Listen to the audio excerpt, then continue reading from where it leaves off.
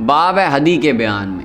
ہدی وہ جانور جو حرم کی طرف بھیجا جاتا ہے، بکری بھی ہو سکتی ہے، گائے بھی، اونٹ بھی۔ اور نبی کریم صلی اللہ علیہ وسلم، بخاری مسلم کی حدیث گزر گئی، حضور 100 جانور لے کر آئے تھے، جن میں سے حضور نے کتنوں کو خود ذبح کیا؟ 63 جانوروں کو خود ذبح کیا نبی کریم صلی اللہ علیہ وسلم۔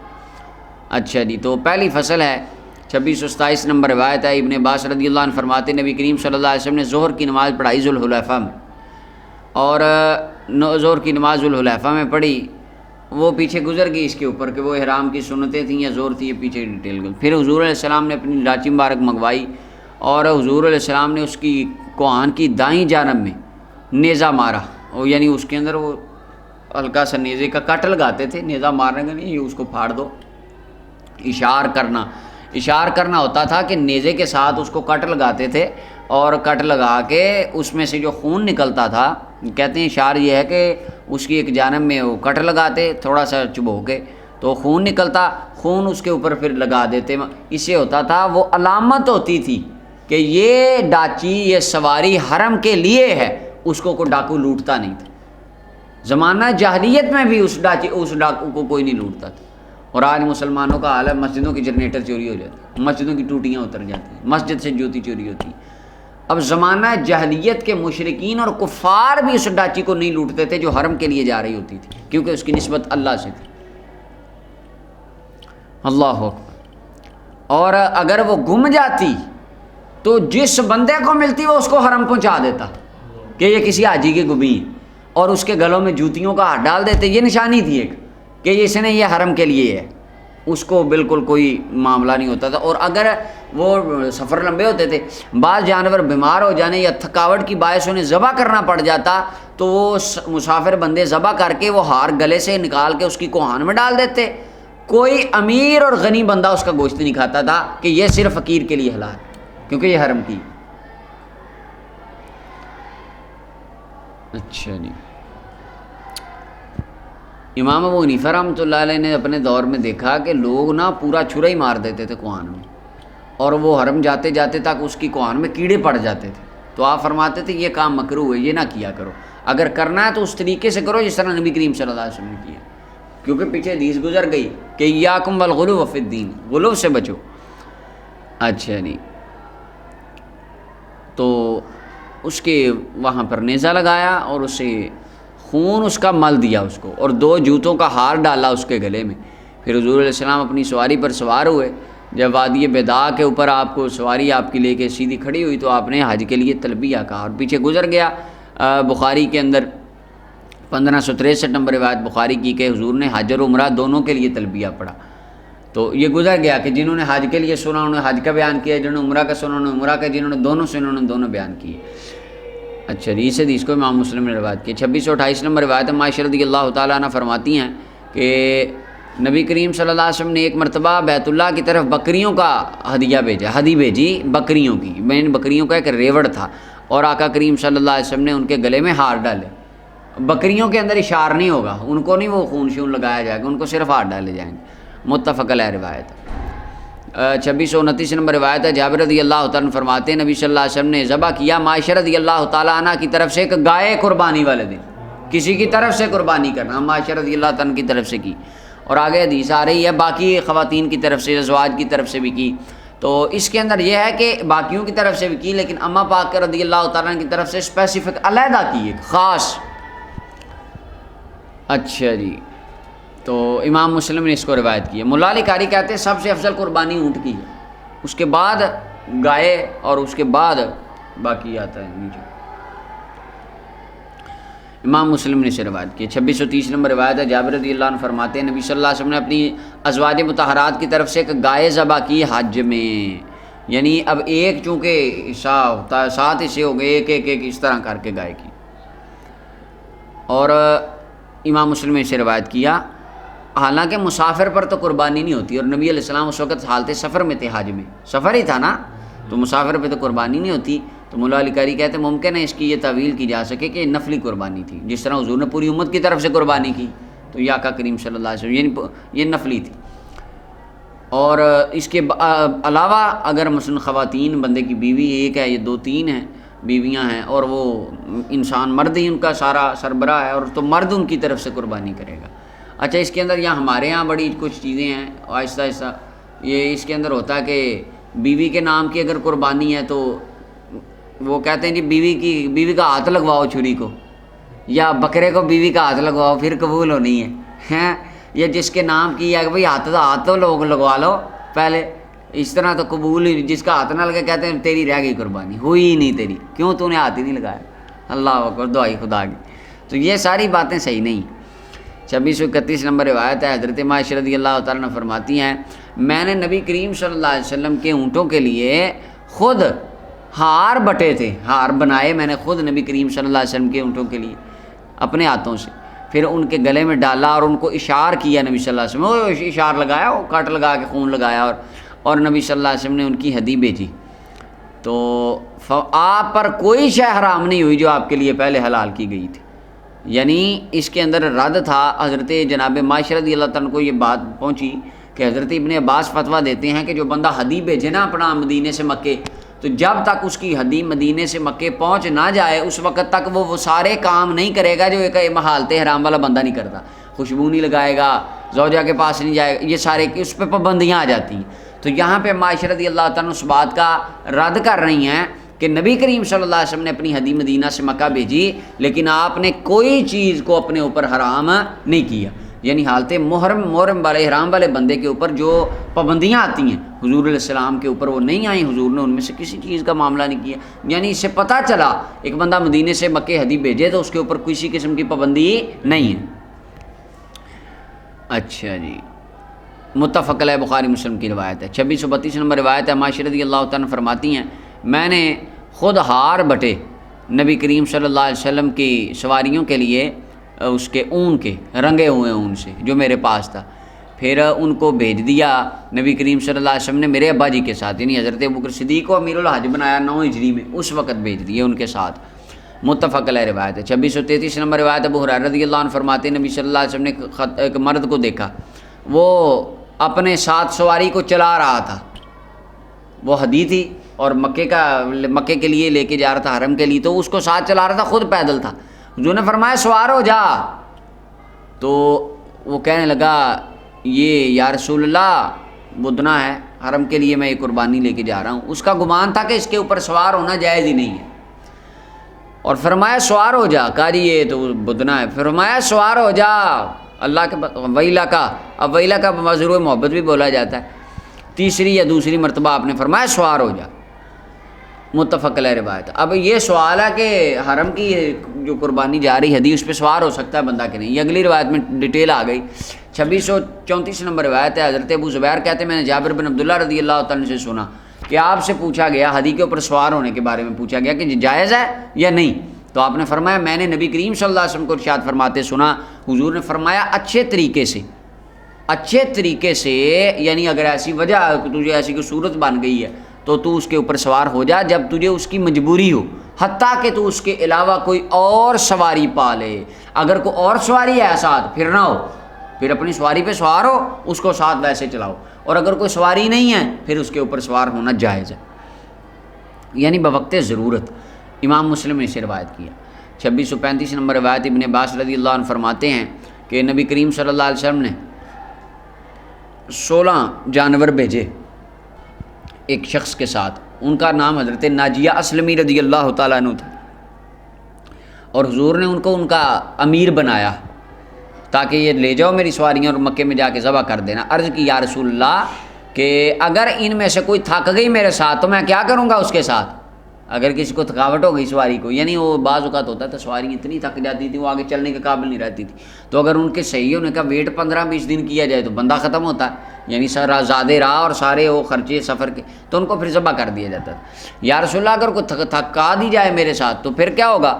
حضور نے فرمایا اس کو ذبح کرنا، پھر اس کے جوتے رنگ دینا اس کے خون میں، پھر اس کے جوتے اس کی کوہان پہ لگا دینا، اوپر کوہان کے اندر لٹکا دینا، اور تو نہ اس سے کھانا، نہ تیرے رفیقوں میں سے ساتھیوں میں سے کوئی کھائے۔ اس کی وجہ یہ غنی تھے، یہ امیر تھے، تو فرمایا تیرے لیے وہ نہیں ہے، تو نہ کھانا، فقیر لوگ آئیں گے وہ خود ہی اس کا گوشت لے جائیں۔ امام مسلم نے اس حدیث کو روایت کیا۔ 2636 نمبر روایت ہے، جابر رضی اللہ عنہ فرماتے ہیں ہم نے نبی صلی اللہ علیہ وسلم کے ساتھ حدیبیہ والے سال اونٹ ذبح کیا 7 بندوں کی طرف سے اور گائے بھی 7 بندوں کی طرف سے. یہ نوٹ کر لیں، یہ جو کہتے ہیں نا اونٹ 10 بندوں کی طرف سے ہو جاتا ہے، صحیح مسلم کے اندر یہ حدیث ہے کہ اونٹ بھی 7 بندوں کی طرف، اونٹ میں بھی 7 حصے ہیں اور گائے میں بھی 7 حصے ہیں. امام مسلم نے اس حدیث کو روایت کیا. 2637 نمبر روایت ہے، ابن عمر رضی اللہ تعالیٰ عنہ فرماتے ہیں کہ انہ تعالی رجل، کہ جناب عبداللہ ابن عمر رضی اللہ تعالیٰ عنہ ایک شخص کے پاس سے گزرے، اس نے بٹھایا ہوا تھا اپنے اونٹ کو نہر کرنے کے لیے، تو آپ نے فرمایا اس کو کھڑا کر، کھڑا باندھ کے.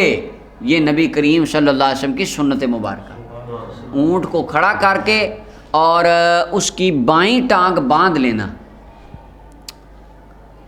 ہاں یعنی بائیں ٹانگ یا الید مراد اگلے حصے کی، اگلی 4 ٹانگیں ہوتی ہیں نا، بعض جگہ پہ ان کو 2 ہاتھ سے تعبیر کرتے ہیں کہ اگلے 2 اونٹ کی 4 ٹانگوں میں سے اہل عرب میں یہاں بھی امام طیبی نے اس کی اگلی ٹانگوں کو ہاتھوں سے تعبیر کیا کہ اس کا اگلا بایاں ہاتھ باندھ لے، یعنی مراد اگلی بائیں ٹانگ باندھ لے اور اس کو کھڑا کر کے، اور اس کے مثلا یہ سینے کے ساتھ گردن یوں اوپر جا رہی ہوتی ہے تو سینے کے ساتھ جو جگہ ہوتی ہے وہاں پہ یوں نیزہ اندر مارتے ہیں اور فل آگے تک مار کے کھینچتے ہیں، خون نکلتا ہے. اس کو کہتے ہیں نہر کرنا.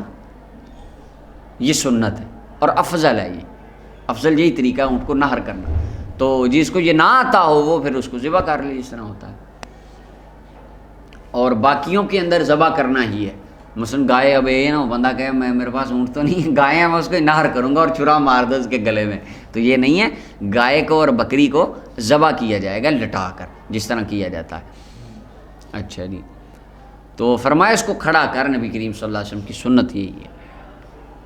اچھا جی. اور امام ابو داؤد حدیث لائے ہیں، حضرت جابر کہتے ہیں نبی کریم صلی اللہ علیہ وسلم حضور کے صحابہ وہ اونٹ کو نہر کرتے ہوتے تھے، بائیں ٹانگ اس کی اگلی باندھ کے کھڑا کر کے اس کو نہر کرتے تھے.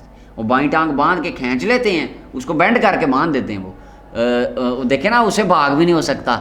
کیا طریقہ ہے ایک، یعنی احسن طریقہ ہے. اور اس کی اپنا باقی ٹانگوں وہ ٹانگ کو مضبوطی سے تھام لیتے ہیں، اور پچھلی ٹانگوں کو بھی میرے خیال سے انہوں نے رسی ڈالی ہوتی ہے آج کل کے کسائیوں نے، اور تاکہ یہ دور زیادہ اچھلے نہ. اور کرتے ہیں اس کو نہر کرتے ہیں، جب چھرا مارتے ہیں اندر خون جب نکلتا ہے تو پہلے وہ اگلی ٹانگ پہ گرتا ہے اونٹ اور پھر وہ لیٹ جاتا ہے. 2638 نمبر روایت ہے، حضرت مولا علی رضی اللہ عنہ فرماتے مجھے نبی صلی اللہ علیہ وسلم نے حکم دیا کہ میں آقا کریم صلی اللہ علیہ وسلم کے جو جانور ہیں، حضور کے اونٹ ہیں، حجۃ الوداع میں ان کا امیر بنوں، ان کو میں چلاؤں، ساتھ لے کے آؤں. اور مولا علی وہاں سے بھی تو لے کے آئے تھے نا، جیسے گزر گئے یمن سے کچھ ساتھیاں ہدیاں لے کر آئے تھے.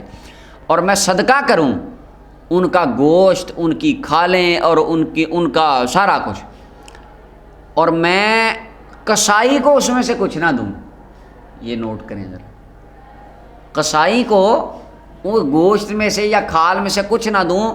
اور نبی علیہ السلام نے فرمایا ہم کسائی کو اپنے پاس سے اجرت دیں گے، کسائی کو اپنے پاس سے اجرت دیں گے. متفق علیہ روایت. مفتی احمد یار خان نعیمی صاحب رحمۃ اللہ علیہ، اللہ ان کی قبر پہ کروڑوں رحمتوں کا نزول فرمائے، کہتے ہیں ہمارے پنجاب کے کسائی ایسے ہیں کہ ہم سے پیسے بھی لے جاتے ہیں اور ساتھ گوشت بھی لے جاتے ہیں. جب ہم پیسے کسائی کو دے دیتے اور کہتے ہیں چلیں جی اٹھائیں سامان اٹھائیں، تو وہ سامان اٹھاتے ہیں تو 6 کلو گوشت بھی کم ہو جاتا ہے، نہ کسائی نظر آتا ہے نہ گوشت نظر آتا ہے. کئی استثارے نہیں ہوتے اس طرح کے، کئی یعنی اس طرح بددیانتی کر جاتے ہیں اندر. تو یہ نہیں ہے، اس طرح بددیانتی نہیں کرنی چاہیے. اور بہتر بھی یہ ہے کہ کسائی کو اجرت دے دیں، اس کی مزدوری، اس کی قیمت جتنے اس سے طے ہیں وہ دیں اسے. اور یہ باقی چیزیں، اور جو ہم قربانی کرتے ہیں اس کے اندر بھی ہے کہ یہ کھال وغیرہ جو ہوتی ہے یہ بھی صدقہ کر دینی چاہیے. اور گوشت کے بھی حصے جس طرح علماء فرماتے ہیں. ہاں عذرو مسلمان یہ ہے کہ اگر کسائی مسلمان ہے اور اس کو ایک عذرو اسلام مسلمان بھائی ہونے کی حیثیت سے آپ گوشت اپنی خوشی سے دیتے ہیں، یہ جائز ہے، یہ بالکل دے سکتے ہیں. 2649 نمبر روایت ہے، 39 نمبر روایت ہے، 2639. ایک تو ہمارا یہ 2 پڑھنے والوں کا یہ بڑا مسئلہ ہے. 2639 نمبر روایت حضرت جابر رضی اللہ عنہ فرماتے ہیں کہ ہم اپنے بدنوں کا گوشت نہیں کھاتے تھے 3 دن سے زیادہ. یعنی اپنی قربانیوں کا گوشت 3 دن سے زیادہ نہیں کھاتے تھے. پھر نبی صلی اللہ علیہ وسلم نے ہمیں رخصت دے دی, فرمایا اب کھاؤ اور تم ذخیرہ بھی کر لو. پیچھے ہے نا صحیح مسلم کے اندر حدیث, فرمایا کنت نہیتکم عن الادخار, میں تمہیں ذخیرہ کرنے سے منع کرتا تھا, لہٰذا اب تم جو ہے نا اللہ تعالیٰ وسعت لے آیا, اب ذخیرہ کر لو. اور کنت نہیتکم عن زیارت القبور فزورھا, یہ آیا سر. دوسری فصل ہے, اس کی ڈیٹیل آگے آ رہی ہے. دوسری فصل 2640 نمبر روایت ہے. ابن عباس رضی اللہ عنہ فرماتے ہیں نبی صلی اللہ علیہ وسلم حدیبیہ والے سال آقا کریم صلی اللہ علیہ وسلم نے ہدی دی, ہدی بھیجی. آقا کریم صلی اللہ علیہ وسلم نے حدیبیہ والے سال ہدی لائے حضور. رسول اللہ کی ہدیوں میں نا ایک اونٹ تھا ابو جال والا, جو جس کے سر میں ایک چاندی کا تھا, وہ آپ کہہ لیں چاندی کی بالی تھی اس کے سر سے مراد ناک میں. اونٹ کا سارا سر کے اونٹ کا کہتے ہیں یار اونٹ دی سری پنجابی میں. اب وہ سری کے اندر آنکھیں بھی ہیں, ناک بھی ہے, منہ بھی, سارا کچھ ہے, سمجھ آئی؟ تو یہ مطلب ہے. تو اس کے سر میں یعنی مراد اس کے ناک میں ایک وہ نتھنی تھی کس چیز کی, چاندی کی, اور ایک روایت میں سونے کی تھی. مولا علی قاری کہتے ہیں ممکن ہے کان میں سونے کی ہوں اور ناک میں چاندی کی ہوں. حضور اسپیشل وہ اونٹ بھی ساتھ لے کر آئے جب عمرہ کرنے آئے نا, جس سال روک دیا گیا حدیبیہ میں, تو وہ اونٹ بھی ساتھ تھا, وہ ساتھ لایا گیا تھا. کیوں؟ یغیظ بذالک المشرکین, اس کی وجہ سے مشرک ذرا جلیں گے تھوڑا. مشرک ہے وہ دیکھیں گے بھائی ہمارا سردار ایک تو مر گیا, یہ اس کا یہ مال غنیمت میں رسول اللہ صلی اللہ علیہ وسلم کو حضور علیہ السلام کے حصے میں آیا تھا جنگ بدر میں. جب وہ مارا گیا ابو جہل تو اس کا اونٹ وہ آیا تھا. تو سرکار اب دیکھیں بدر ہو رہا ہے کب, اور احد ہو رہا ہے اپنا یہ حدیبیہ 6 ہجری میں حضور آ رہے ہیں, یعنی 4 سال 5 اس کو رکھا گیا اس اونٹ کو ایک پلان کے لیے کہ ابھی اس کو یہ ادھر ہی ہے, یہ جائے گا اور مکہ میں ذبح ہوگا جا کے. تو یہ لانگ پلاننگ تھی ایک نبی کریم صلی اللہ علیہ وسلم کے اس معاملہ کی. تو اب مولا علی قاری کہتے ہیں یہ قرآن, یہ حدیث اس قرآن کی آیت کی مثال ہے جس میں لیغیظ بہم الکفار, وہ جو صحابہ کی عظمت میں آتی ہے کہ مشرک ان کو دیکھ کے ان کی عظمت شان جل جاتا ہے. اسی طرح فرمایا یہ بھی ذرا تھوڑا سا ان کو برکت ہو جائے تھوڑی سی. ابو جال کا اونٹ دیکھیں.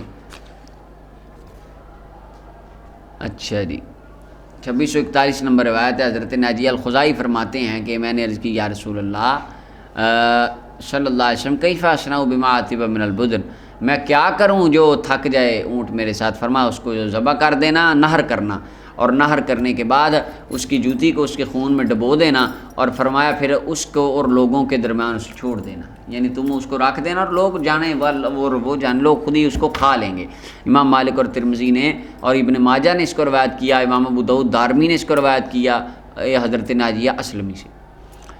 اگلی روایت ہے 2643 نمبر روایت ہے. حضرت عبداللہ ابن قرط رضی اللہ عنہ فرماتے ہیں نبی صلی اللہ علیہ وسلم سے روایت کرتے ہیں, نبی علیہ السلام نے فرمایا اللہ کے نزدیک دنوں میں سے, ان دنوں میں سے یعنی قربانی کے دنوں میں سے سب سے زیادہ عظمت والا دن یوم النحر ہے, 10 ذوالحجہ.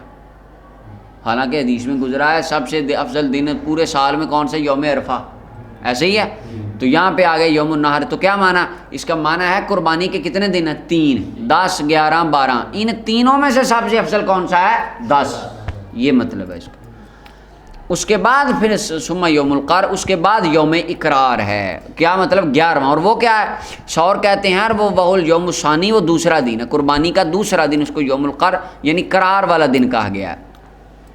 اس کو اس وجہ سے کر کہتے تھے اس کو یوم القر اس وجہ سے یوم قرار کہا گیا کیونکہ لوگ اس دن آ کے منا سے واپس اپنے خیموں میں اپنے گھروں میں ٹھہرتے تھے, قرار پکڑتے تھے, اس وجہ سے اس کو قرار والا دن کہا گیا ہے, ٹھہرنے والا دن. اچھا جی, اور آگے راوی کہتے ہیں کہ نبی کریم صلی اللہ علیہ وسلم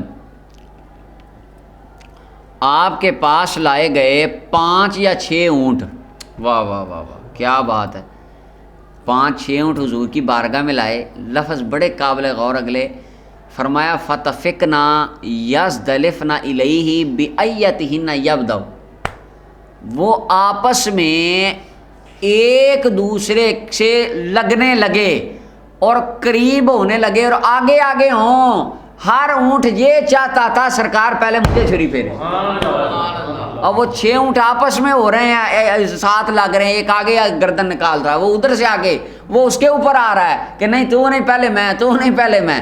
یعنی اونٹ جانتے ہیں کہ یہ اللہ کے حبیب ہیں، حضور اپنے مبارک ہاتھوں سے ہمیں ذبح کریں گے. آج کو ہمیں کو ذبح کرے تو ہماری کیا حال ہو. تو جانور ہو کے ان کو اتنی سینس بھی ہے کہ یہ رسول خدا ہیں، اور ان کو اس بات کی خواہش ہے کہ سرکار پہلے مجھے حضور ہاتھ لگائے. سبحان اللہ اکبر. ملا علی قاری کہتے ہیں یہ کمال کی وحاظہ میں معجزات ہی صلی اللہ، حضور کا کمال کا معجزہ ہے کہ جانور آگے آگے بھاگ رہے ہیں کہ حضور ہمیں ذبح کر دیں. فلما وجبت جنوبها، جب انہیں گرا لیا گیا تو آقا کریم صلی اللہ علیہ وسلم نے آہستہ سے کلمہ پڑھا. صحابی کہتے ہیں میں مجھے وہ سنا نہیں، تو حضور علیہ السلام نے انہیں ذبح کیا. میں نے پوچھا حضور نے کیا فرمایا تھا، تو کہنے لگے حضور جو قریب تھے انہوں نے فرمایا کہ حضور نے فرمایا من شاء تھا جو چاہے اس کا گوشت کاٹ لے اپنے لیے. امام ابو داؤد نے اسے روایت کی. اور یہاں پہ حدیث ابن عباس اور حدیث جابر تھی، وہ پچھلے قربانی والے چیپٹر میں گزر گئی. تیسری فصل ہے 2644 نمبر روایت ہے. سلمہ ابن اکوع رضی اللہ عنہ فرماتے ہیں نبی علیہ السلام نے فرمایا جو تم میں سے قربانی کرے تو تیسرے دن کے بعد اس کے گھر میں کوئی چیز نہ ہو، یعنی 3 دن میں گوشت ختم کر دو، بانٹ دو سارا. جب اگلا سال آیا تو نبی کریم صلی اللہ علیہ وسلم کی بارگاہ میں صحابہ نے عرض کی حضور ہم نے پچھلے سال تو اس طرح کیا تھا، تو اس سال کیا حکم ہے؟ فرمایا کھاؤ کھلاؤ ذخیرہ بھی کرو. پچھلے سال لوگوں کو قحط پڑا تھا، مشقت میں تھے، لوگ تنگ تھے، تو میں نے ارادہ کیا کہ تم ان کی حالت میں ان کی مدد کر دو. بخاری مسلم کی روایت. اور 4045 نمبر روایت حضرت نبیشہ فرماتے نبی علیہ السلام نے فرمایا ہم نے تمہیں منع کیا تھا گوشت کھانے سے 3 دن سے زیادہ، لیکن اب وسعت آ گئی، اللہ وسعت لے آیا ہے، کھاؤ ذخیرہ کرو اور اجر حاصل کرو. کس طرح؟ زیادہ سے زیادہ بانٹو اور اجر لو. فرمایا سنو یہ جو دن ہیں ایام تشریق کے کھانے پینے اور اللہ کے ذکر کے دن ہیں، اور ایک میں ایام و اکل و شرب و بحال کے لفظ. امام ابو داؤد نے اس حدیث کو روایت کیا.